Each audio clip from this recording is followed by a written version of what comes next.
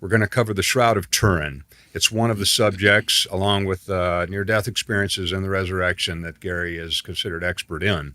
So, Gary, someone comes up to me or you and says, well, that Shroud of Turin seems like it's perhaps one of those other relics that have claims about it that just, it can't be true. I mean, who's going to have something, a burial shroud that Jesus was wrapped in after he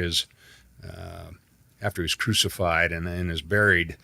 How can that possibly still exist? So how would you explain that to somebody? When you think about it, it's a reasonable question, because one of the first things you think is, if this is Jesus, you're talking about 30 AD dying, that's about exactly 2,000 years ago. How in the world can a piece of linen cloth survive for 2,000 years? Now, when you say something like, well, we have mummy cloths from much older than that, or we have other cloths in the museums from that time, it's not that rare a thing. Well, they stop and they'll go, well, I hadn't thought about that. But if at first thought, it seems like it's too old it's too long to be making a difference, but it is here.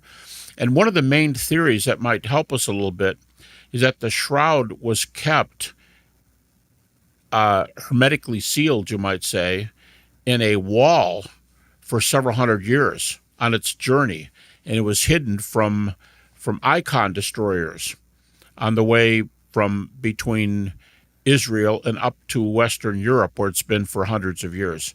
So with a few hundred years of safekeeping and the fact that other cloths are of comparable length and still in good shape, that puts that one down. That question, but I would just say in general, the question is not, is that another relic? How many times have we been wrong? Those are fair questions, but they're not the questions. To me, the question is, where do the data go? We always have to make these kind of decisions based on the data. So for persons, here's what happens. Over the years, probably hundreds of people, I've met them in engagements, and they'll say, well, everybody starts out skeptically because it doesn't seem like it could be that long. And then if it is, how about some poor crucifixion victim and not Jesus? Those are good questions. But as the pieces start coming together, what they say to me is, I didn't think there's any chance. But the more time I spend on this, it looks better and better. And now today, wow, I'm data. So the shroud itself, I understand, went through a fire, but I also heard in your lecture yesterday there were 300 marks, lashings that can be counted on the cloth. Is that correct? Yeah. First of all, it's gone through two fires now. One way back in the time of the Renaissance, but just recently, like in the last 20, 25 years, they barely got it out of the cathedral. And in both cases, it could have been destroyed pretty easily. But when we see your other question, you're asking about. Yeah. So there were lashes on it. There are 300. Yeah. And the spear mark that would indicate something was speared. Yes, several major wounds, one in each wrist. Now, you can't see the one on the left wrist because the right hand is over it, but you can see the blood flow that's going up the arm from the wrist, and the flow on the left side is just about exact, and you can see the hole. So presumably 2 wrist holes, 2 in the feet, with the left foot twisting toward the right a little bit, so it's often thought that the left foot covered the right foot and a single nail went through both, so it's 2 wounds but 1 nail, and then the side wound that you refer to.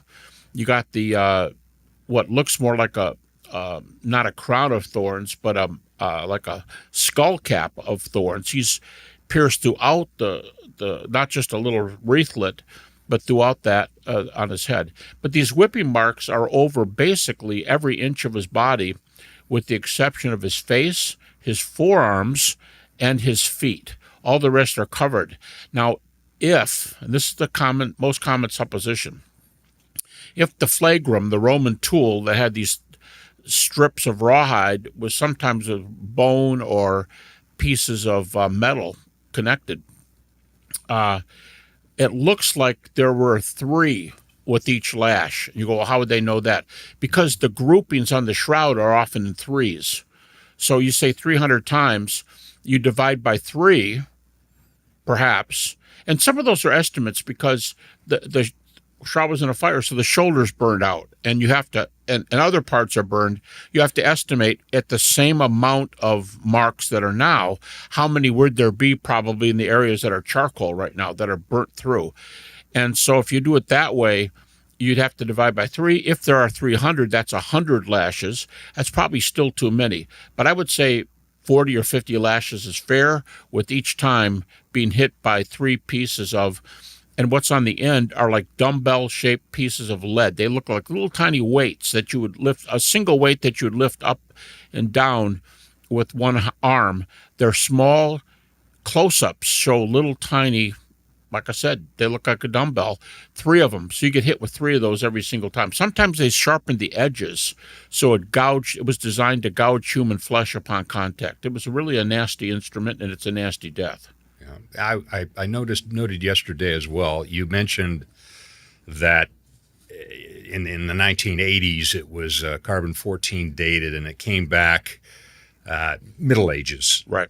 And subsequent to that, another expert with his team looked at it and said, well, yeah, because you dated wrong part of the shroud. There were patches, there were other threads sewn into it as a repair done by the nuns, or assumedly nuns, and others Right. that had care of this, maybe even at the San Giovanni Battista Cathedral where it was held in Turin for so long. Correct. That is correct, right?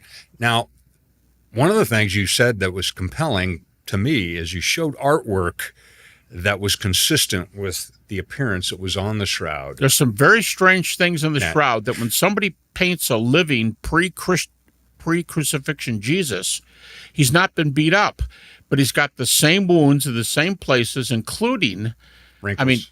Wrinkle from the shroud where it was wrinkled. two wrinkles at the bottom of the beard that are in the original cloth. In fact, one of them we know is in the cloth because the wrinkle is just up further under the chin, and blood is down the wrinkle. So we know it's an ancient wrinkle.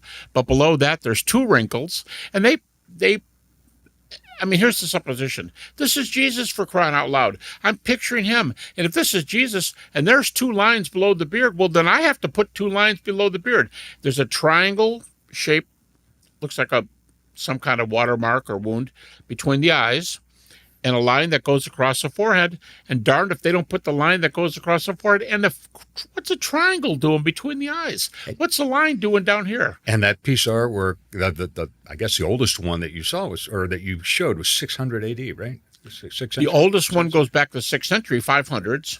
Wow. And then we got some Roman coins from the late 600s, about 690, and into the 700s, so up till about 710, 715. So if the shroud is thought to be between, with the dating plus or minus 1200 to 1500, let's say, but you've got coins replicating it with the same, in that little tiny gold. There's different kinds, but there's little tiny gold coins, and it would say picture of Jesus, and it'll say King of Kings and Lord of Lords. So you know who they're talking about. One's got what looks like sides of the cross coming behind his head, and he's like posed there almost like in a photograph with this cross behind him. And darned if they don't make the gold with the 2 lines under the neck and the triangle between the eyes. Why are you doing that for a non-crucified, not yet crucified Jesus, or this one from the 6th century? They have this similar things, and they're looking at something. Here's the key. A critic could say, well, they thought it was Jesus, right? Yes. But that doesn't mean it was Jesus. Totally true. But the point, you're missing my point. My point is the cloth they were looking at predates the Middle Ages by centuries. Yes. And I instantly thought, well, yeah, but I was listening to you yesterday. Yeah, Gary, but why couldn't the cloth have been made off the art instead of the art off of the cloth? But when the artwork is sequential from 600, 6th century clear on up to Middle Ages, yeah, that's highly unlikely. Well said. And yeah, and now you've got, I don't know if you saw that article. I'm sure you did. Italian scientists just this recently, year, I believe, have indicated that they found cloth from 1st century Masada that is identical in its that's another question, by the way, about how could this cloth be so long? Well, we've got this one from the 1st century, you know, right. so. So, sorry. so the medieval cloth, when compared, cloths that we have, linens, when compared with the shroud, they're nowhere near identical. And yet the linens that we have from Masada from first century compared to this linen are nearly identical. So it does give rise to at least an acceptance. Is it the burial cloth? We don't know. I think you said yesterday it depends on what side of the bed you get up on the morning. Right? And I say that, and I don't make the shroud people real happy. They want me to say, oh, yeah, 95 to 100% likely. I don't say that, but I think the evidence is it's naive to only say it's intriguing. It's highly intriguing. But there's enough data to say it's in the running, and there's some things on there that can't be explained. And some of the ones that can't be explained look like, quotation marks, look like some sort of miracle or supernatural evidence for some event of that nature. Yeah. And this man that was buried with his cloth between 5'7" and 6 feet tall, I believe, had obviously a wound in the side, which correlates with the biblical story of the Romans thrusting the spear into his side. And that is, correct me if I'm wrong again, not a normal MO, modus operandi of the executioners in Rome at that time. They broke legs instead of actually puncturing. We have records of both. Outside of Scripture, now, like a lot of the critics go, well, that spear wound, come on. And the broken legs, both are in John. This is a critic talking. John is the least trustworthy book. Why? Because it's the most theological, and it's the fourth one in terms of time after the cross. So John's not your best source. Okay, what if I use some Greco-Roman sources that say the same thing? Oh, you got some of those? Yeah, in these massive, these huge books that have just parts 1 and 2 have come out, almost 2,000 pages in 2 books. I found a number of archaeological cases of nails being placed in the feet of crucifixion victims, and there's a couple of really interesting things about a coup de grace. Martin Hengel, in his famous little book Crucifixion, he says it's not just a spear wound in the side. He said there were several things they would do to people. It's getting late, starting to rain. I'm going to go back in the barracks, or I want to go back there and the guy's having a big card game or a big dice shoot tonight. I want to get back there. No need for me to stay out here. Let's do something. Kill this guy. Let's get out of here. And he gives examples of them doing things. One guy was threatened with a bow and arrow. One guy, they crushed his skull. But the breaking the ankles were fairly common. And if you think about it, Ben Shaw and I and a medical doctor friend, MD, PhD, we did an article not proving how Jesus died, but what do most medical doctors, what do they think happens in crucifixion? All we did was do a head count. And we found 3 times as many medical doctors who took asphyxiation as took the other half dozen views combined. Whatever I just said, twice as many as all the other views combined. And now, why am I bringing that up? If you could do anything to this guy to make sure he's dead, yeah, you could crush his skull. Yeah, you could shoot him with an arrow. You could stab him with a spear. But if you break the ankles, the benefit is you want him to suffer longer, and that's the whole point of it.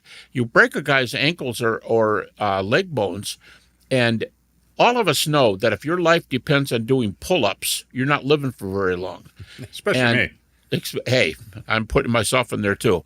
And so, a lot of people can do 1. Okay, so you pull up, and when you pull up, you free the lungs. This is the theory. The intercostal pectoral deltoid muscles around the lungs, you free them, and you can breathe. But you can't stand it because the direct pain in your feet it's way too much, and gravity pulls you down, and you take some big gulps and slump back down again.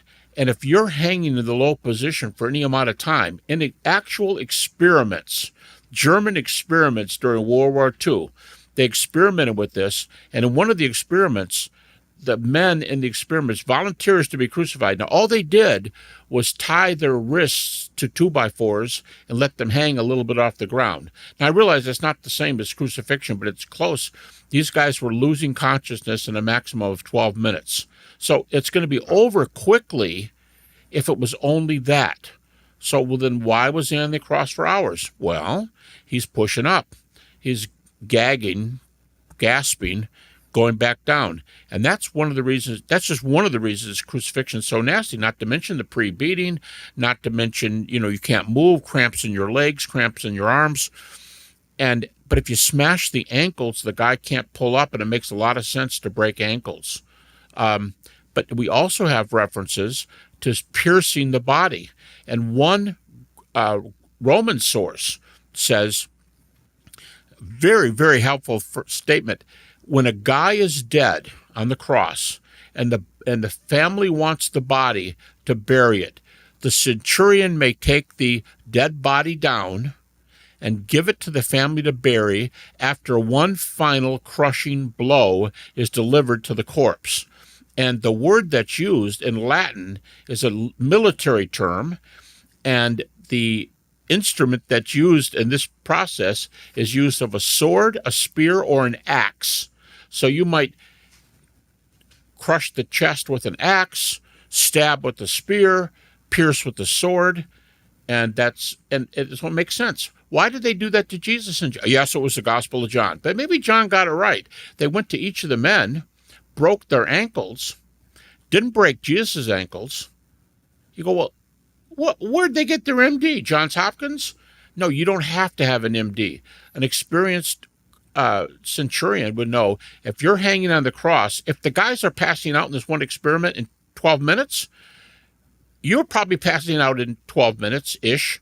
All right, so let's say he's been hanging there really quietly for a half hour, 45 minutes. You surmise, and probably rightly so, he's dead. You can't fake death by asphyxiation. Can't hold your breath for 30 minutes. You can't hold your breath for 30 minutes. Very well said. So on top of that, the centurion takes the body down, uses a Latin word, a death blow. Well, it's not a death blow. It's a body, dead. One more blow, so we have a double pointer to this person's death, and they go bury the body. And that's what they did. Now, if that's not a good backup to the Gospel of John from archaeology, and we have other references there, and as I said, other references to broken ankles. Right. Fantastic information to have. The shroud itself, I wanted to dive a little bit down this because Sure. This fascinated me with the physics and aerospace background.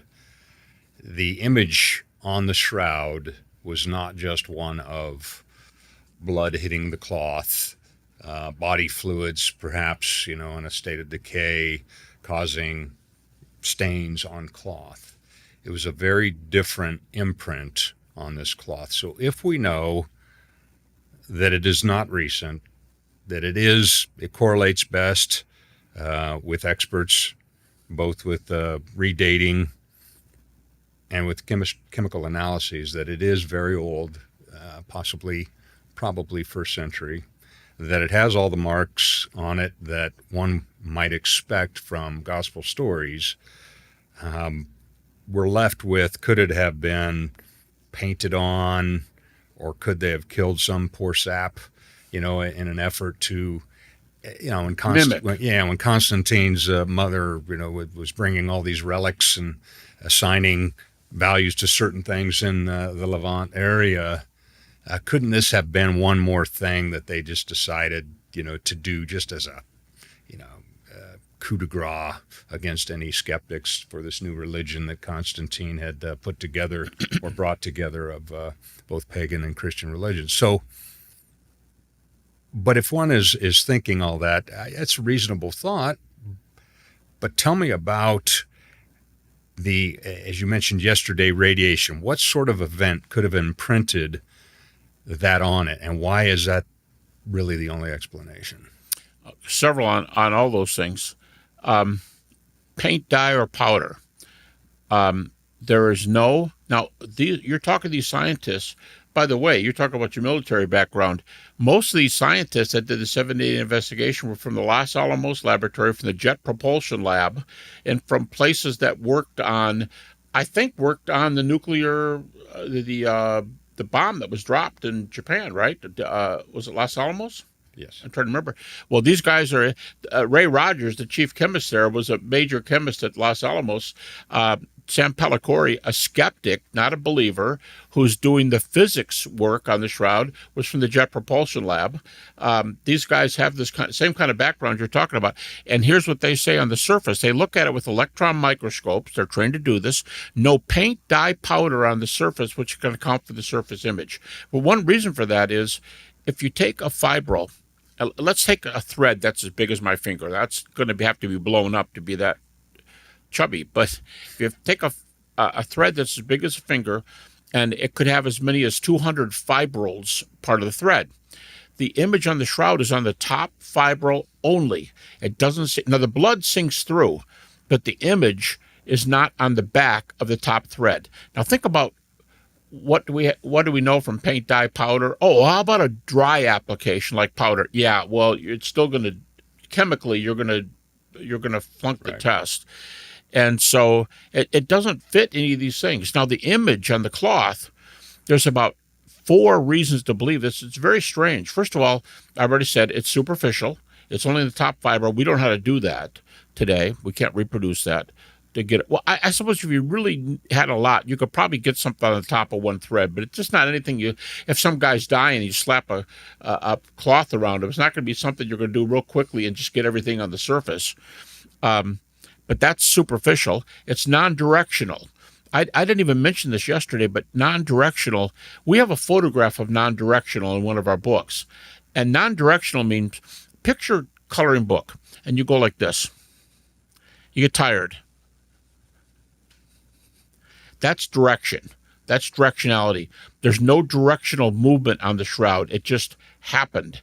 Now, so what the non-directional photo looks like is it looks exactly like you took a shade off of a lamp and photographed, turned the light on, and the picture looks like this. It's just a light. It's a light that just shines. Okay, because the image is non-directional, not on the top surfaces. You have to explain the 3D image. I had a fellow stop me here. I think he did have a military background. And the guy that stopped me here, and he said, I can't even imagine a 3D image from coming out of this because we don't have 3D images and photos and whatnot. But the image on the shroud is 3D, which means if the man's on his back and his hands crossed and the cloth's coming over like this, the cloth touches the high points, the forehead, the nose, the chin, not the sides of the face, the chest. His hands are crossed in front of him, not his rib cage. The left foot is popped up in rigor mortis. So the left foot is up in the air and the right foot is down. Well, guess what? The cloth's going mostly over the left foot, not over the lower knee that's right next to it. But the image is represented equally everywhere, even in areas that didn't touch the cloth. So something has to jump across space to get under that cloth. I guess the closest analogy I could think of then would be an X-ray machine emanating from internal to the body everywhere at one time instantaneously. You mean internally coming out? Yes. Well, early in our lectures, my co-author, Ken Stevenson, was an Air Force Academy professor and was part of this. He was in a carpool that Sam Pellicore, well, the guys from, not Sam, but a guy named D. German, who was another agnostic from the Air Force Academy, and 2 scientists, physicists, Jackson and Jumper, and Ken, my co-author, they were in a carpool together, and that started this thing. And by the way, they had a machine known then, it was a VP8 image analyzer, which did cloth. It did Voyager space shot type things that would do space shot to Mars, and it would do distances. So they wanted the distance information to tell how far and so on. So now they get this, and they can tell that the image shouldn't be the same on the left knee as on the right knee, but it's all represented. It shouldn't be in the rib cage, but because it's not touching over there, but it is. Shouldn't be on the sides of the cheek, but the cheeks are there. Here's something that you can, with all your background, here's another, the shroud is full of puzzling, here's one for you. The body's flat. The body, the man is about 5'10", 180 pounds. And by the way, he's in pretty good shape. You can see chest and stomach differentiation. I'm doing this in the crowd. I can't tell you how many times I see the husband elbow the wife and go, huh? And I'll say later, weren't you the guy that, yeah, how tall are you? I'm 5'11". What do you weigh? Oh, 170. He's telling his wife, hey, you got the masterpiece right here sitting next to you. These guys are the same size. But that man at about 5'10", 180 is lying on the rock, presumably dead. He's lying on the rock, and the cloth on top gets laid over him. The cloth goes, the edge of the cloth to his feet, around the head, and back to the feet again. So it's this way. Now, which one has the deeper stain? The back or the top? The one that the 180 pounds are on top of, or the one that's lying on top of the 180 pounds? Obviously, we puddle towards the base, right? Got to be the back, right? They're both the same. There's no difference in the image. Now, that you just go, how many of these things do I have to solve to get this thing down? You go, that's why when people say this is stupid, it's a relic, they're all... If you have to check all the relics, check all the relics. Now, you may be rejecting a lot of them pretty quickly, but you're not going to reject this one very quickly. Why is the weight on the cloth? Why is the back? That's just a real puzzle. Why is a thread with 200 fibrils only in the top fibril? How do you get 3D? And we haven't done the biggest one. The main one are the shots, the places on the cloth that look like body parts, or at least skeletal parts, are coming from the inside out. They think you can see, this one's a little more debated, you can see a backbone through the front. But more clearly, you could see the finger bones all the way up. So for a while, critics laughed and they said, this dude's fingers are so long, they thought he had Marfan syndrome, which Lincoln had, and had abnormally long fingers. Well, you don't have to go. I mean, so what? If Jesus had Marfans, Jesus had Marfans. And we don't even know it's Jesus in the cloth. But, I mean, why are you making, it's just silly to even make fun of that. Well, we take a look. One of my shots is a human skeleton of a hand, and you can see all the way up in the hand. Well, these bones go up here. Surprise, you can feel them with your, that's why the fingers look so long. And you also have, as you mentioned yesterday, or showed yesterday, it looks like teeth as well. And it's not because, I don't want anybody to misunderstand this, it's not because he got hit with one of those blows across. Remember I said one of the exceptions, face, forearms, and feet. They didn't whip him in the face. This is not ripped. It's with the mouth closed, the beard intact, you can see the teeth through the beard and through the meat. And so what's on the inside is carried out. And you can see teeth. So in one of my photographs, I have a human skull. This was done by a medical doctor at Duke School of Medicine, Duke University. And half the picture is a human skull, and half the picture is the right side of the shroud face. And it's lined up so that the two faces, they're, everybody's head's different size from different people, but they line up very nicely. But the main thing the medical doctor wanted to see was the teeth and the skeleton, the real skull. He took his own picture as he forgot to take his glasses off. I don't know if you noticed that, but the left side of the skull, he had his one side had glasses on. That's not right for the first century. There should be glasses there. But the teeth come across on the left side. You can see the teeth in the skull, and they're lined up. They got the picture lined up, so it goes right. Don't miss a beat, and it goes right around to the teeth and the shroud. And you see how closely these mimic real teeth. Now, tell me a Greco-Roman source in the first century who can't get the thread right, who would use paint dye powder, who can't explain the flash, can't explain the superficial, A, cares about the teeth, and secondly, B, is going to get the teeth right. It seems like an explosion of radiation of some sort, or light. An extreme light flash from the inside of the body to the outside has imprinted all of these elements onto the cloth, and there really is no other plausible explanation. And we can't even do it today to that extent. How could it have been done? It can't be duplicated. So I'm left with the preponderance of evidence. My opinion is that the shroud is it's a genuine shroud. It does represent a crucifixion victim. Is it Jesus of Nazareth, Yeshua, the Jewish rabbi, or is it not? That is the only question, I think. The man is dead. Remaining. There's another one. He's dead. He's not faking death. I thought about something very prominent shroud scholar said to me, and I remembered it when people came up to me after yesterday's lecture. I quoted this guy. This guy was a professor at Yale, and he was a physicist at Yale, and he was one of the members on the Shroud team. He's one of the guys who discovered the real blood on the Shroud. And he said to me, with my permission to tape his phone call, he said to me on the phone, he said the energy that it took to make that image on the cloth, whomever, whatever it is, the image that it took to make that, the force, the power, to put that on the cloth.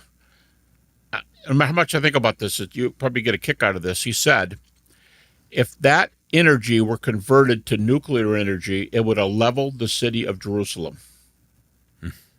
A Yale professor, physicist, if that energy were converted to nuclear energy instead of a kindly kind of energy, it would have leveled. It would have been a weapon for the war today in the Middle East. It would have leveled the city of Jerusalem. And you're thinking, whoa, big if, it's Jesus, and big if, it's the resurrection of Jesus.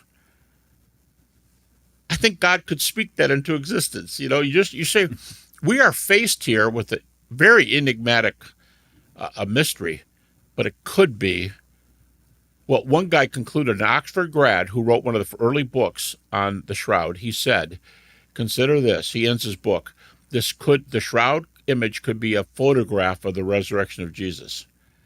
See, if you break your leg and you go to get an x-ray, you could say to your friend, and everybody understands you, yeah, I went to the emergency room, they took pictures of my leg, and they determined, and you could use the word pictures. An x-ray is a type of picture. And so he said, what if this is a photograph of the resurrection of Jesus? That's rather startling. That's something to think about for certain. So is the leveling Jerusalem with nuclear energy. So because of your life work focusing on the resurrection, is that how you became interested in the Shroud of Turin? Did somebody approach you, or did you pick that? I approached them. I had just finished my doctoral dissertation at Michigan State University in 1976. And about a year later, now we're in 77, this stuff is coming out about the Shroud, and they're interested at the Air Force Academy. Yeah. These are top-notch scientists. Yeah. These are the guys that came up with all our weapons and all this stuff. And yeah. And Jet Propulsion Lab in Los Alamos. And yeah, they're interested in the Shroud. Just that alone, you go, wow. So I called one of the two best-known scientists on the phone. I got his number somehow. I don't know how I did it.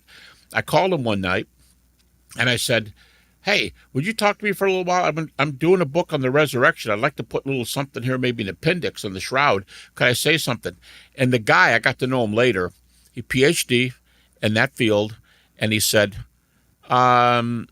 I don't think I should be talking to you. I said, what are you talking about? He goes, we had to sign a 3-page, what I call, because I got to see it, and I signed it later, looked like a 3-page run-on lawyer's sentence saying we will not divulge this information and not talk to the press, because they were adamant as scientists that it had to come out in the journals before it came out in the popular press. He said, I think we better end this phone call. I'm not talking. And I said, hey, well, look, dude, I'm not a journalist. I'm not a reporter. I just finished my PhD on the resurrection of Jesus at a secular university. I mean, that should tell you I'm at least interested on how much is interested. He goes, well, I still don't know who you are, but you sound like a reporter. Well, you're just telling me I ask good questions. Thank you. He goes, but I'll tell you a guy who will talk to you. He's our editor and spokesperson for our team. His name's Ken Stevenson from the Air Force, and he gives me Ken's number. That night I called Ken, the same night I talked to the other guy. Like this. That's what I did. Yeah, the older people will appreciate that. That's correct, and it makes the noise as it's going around. Yeah. And I got Ken about 11 o'clock at night, and Ken had left the Air Force Academy, and he was a B-52 bomber pilot in Vietnam, and he was the second youngest B-52 bomber pilot. He was 26 years old when they were dropping these things and being chased by the MiG, by the Russian-made planes. He's got some really interesting stories, and he had left the Air Force Academy, and he was a became a pilot for one of the major, everybody would know the group, I'm trying to remember which one, down in New Orleans. And I called him on the phone, IBM, I think it was. And he flew the executives around in a Learjet.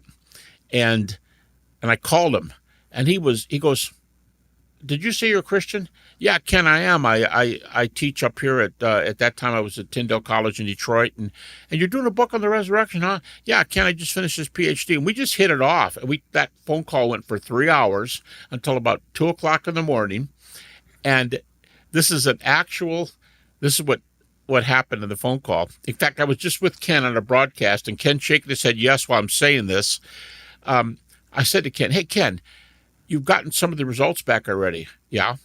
"Yep." I said, "Ken, what possible influence is there on this cloth that would even be relevant for resurrection studies?" Ken knew I was taping he gave me permission to tape the phone call, and he says, "Turn off your recorder." I turned it off. He answers my question. "Here's what we found that might be relevant to the resurrection." "Oh, Ken, that's really neat." Of course, it's not recording. "Okay, Ken, I'm turning my photograph back on, my recorder." He says, "Go for it. Turn it on." "Hey, Ken, another question about the resurrection. Turn your recorder off." That happened 3 times. Turn your recorder off. He didn't want that stuff out just yet. And he told me some things that really came out in our first book together in 1980 called A Verdict on the Shroud, and by Ken Stevenson and myself. So he was answering my questions that first night about and Ken was a believer. He was answering my questions about the relationship between the Shroud of Turin and the resurrection of Jesus. So you've been at this for 48 years, if my math is correct. Yeah, 78. The book came out in 80, so that's 22, 24, 46 years, yeah. 48, yeah. Wow. Yeah, and Ken talked to me the first night, but the first guy I called who put me on to Ken wouldn't talk to me because I sounded like a reporter. So from 1980 to now, as your 45-ish years. Percentage-wise, what's your gut telling you? Percentage-wise in 1980 versus percentage-wise 2024, or are you at the same? I would. Okay. My first response would be it's gone up since then because there's a lot more discoveries. But my more realistic thing is I was probably more positive in 80. You know why? I was more naive. I knew less material. And when you learn less material, it's almost like you're more willing to jump in with both feet because there's so many things you don't know. So I probably was more convinced then, but I have way, way, way more data to back up the amount of, let's say my convincedness has gone down 10%. Well, if it has, I don't even know if that's accurate, but if it has, I think I would take the 10% less backed up by what I know now because there's so much more data since 1980, a lot more data. And most of the tests, tell you one thing, most of the tests do indicate that the image on the cloth is some kind of scorch. And it's enigmatic, but I say to people, we know dead bodies don't do much. What is, if it is this, what are X-rays doing coming out of a dead body? Uniformly, every part of the body, top fiber, enough power to level Jerusalem, 3D, everything. Why is this looking out this way? It just... Very compelling. Very compelling. Yeah. Now, I think the historical, I've said this many times. I said it in Ken's in my first Shroud book. I think the historical evidence for the resurrection is stronger than the Shroud. Not the science they did is stronger. History is a social science. The science they used was first string chemistry and physics done in these major labs. Their science was of a higher quality than historical social science. However, I think the history evidence is so much and so much better that you can narrow it down to the facts that atheist New Testament scholars think we could establish. The problem with the science is, being science, as you know, there could be an experiment tomorrow that duplicates it, and now we're thrown into, oh, no, I just went from 80 to 40, because someone can duplicate it. So that's the problem of having this high science, where the history is going to remain a lot more fluid. Yeah, so I'll take history if I had to. So that's how I'd answer the question. I think the data are far stronger today, and And shouldn't we count something for the fact that nobody's been able to fake it? Good points. Good points. By the way, if I can answer, I wouldn't want the broadcast to be over and not say one thing. Well, we'll never end it before you're done. Oh, okay. Well, good point. Here's the one I would add. The outstanding question, you've already said it, and you're right on the money. I think there's more evidence for the science than there is for the history that the man in the shroud is Jesus. I think that's the loophole if somebody is a Christian hoping this is Jesus. And the way I'd answer that is this. The man in the shroud, you said it right at the beginning of the broadcast. A man in the shroud could have been some poor soul who was beat up. They still crucify people today. I still get color pictures of crucifixions in the Middle East. I just saw one not long ago, and they still go on. So we know what crucifixion is, even today. You had those West German experiments I talked about. How long does it take for a person to go unconscious? That was 1951, I think, from a German medical doctor. We have this data. We have these data. But that could be falsified if somebody comes up with a certain comeback that explains these things. Now, everyone's failed so far. That doesn't mean it's going to happen, but it could. Here's my answer. The marks on the shroud are virtually identical to what the Gospels say happened to Jesus. And you could say, well, that's my point. They mimicked it for some poor soul. They're still doing crucifixions today. They could have killed somebody like that and mimicked Jesus and made fun of him. They could have put a buffoon hat on him and just like and is a smash to Christianity, a blow to Christianity. Here's the problem. First of all, not everything on the shroud is totally consistent with the Gospels. One is because the Greek word is hand for where the nails went, people assume the nails went through the palm. In fact, one art historian, Philip McNair, a medieval art historian, he says, I've never seen a piece of medieval art where the nails aren't in the palms of the hands. You got the Greek word for hand, it must be the hand. Oh, okay. Some Greek words are way more exact than English words. Hand is not. Hand, I was lecturing one time and a gal who was visiting from Greece came up to me afterwards and she said, I never thought about this. She said, we don't have a word for wrist. We don't have that region. This is still called hand in the Greek at the base of the palm. So that was one. Another scholar showed me about a reference where the word for hand is used and it's for the upper arm. So it's not a very accurate term. But if you're trying to make money by taking the shroud around in the Middle Ages and you want to show it, why do you put the nails in the wrist? That's a real faux pas. You don't go there because someone's going to say, it's a fake, look where the nail hole is. That would shoot you right there in the Middle Ages. The wreathlet, the crown of thorns, is more like a skull cap. It's throughout a skull. There are things that are different. But this would be my major comeback. It is so close to what happened to Jesus that I think the only theory that makes sense, if you can't refute the science, is to go after the history and say they killed some poor soul to look like Jesus. But now you got a huge problem. The problem is, how do you explain superficiality? How do you explain non-directionality? How do you explain 3D? How do you explain the image on the cloth? Because dead bodies don't do much. Where's the radiation come from? Now, how many people in history could have these exact wounds in these exact same places and all these enigmas that we can't do anything with scientifically? Now you just got yourself close to big science and big history with Jesus. You got to explain the mysteries. And one last item would be the dates of the Gospels. Where would somebody get the story of Jesus, the actual events of that day, if they did not happen? If they didn't happen. Now, in all fairness, somebody could say, hey, when did Jesus die? Either 30 or 33 AD. Okay.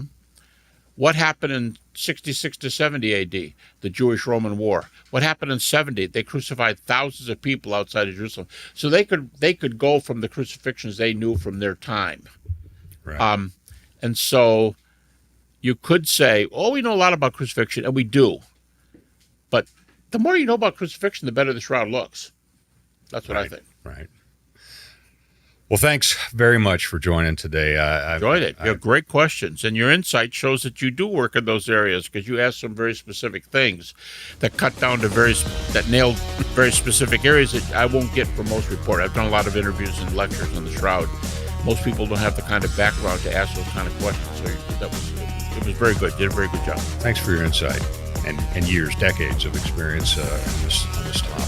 Thank you. I look forward to the next time. Thank you, sir, for joining us. Thank you. Enjoyed it. Welcome. If you're looking for solid answers to life's biggest questions, don't miss the latest episode of I Don't Have Enough Faith to Be an Atheist.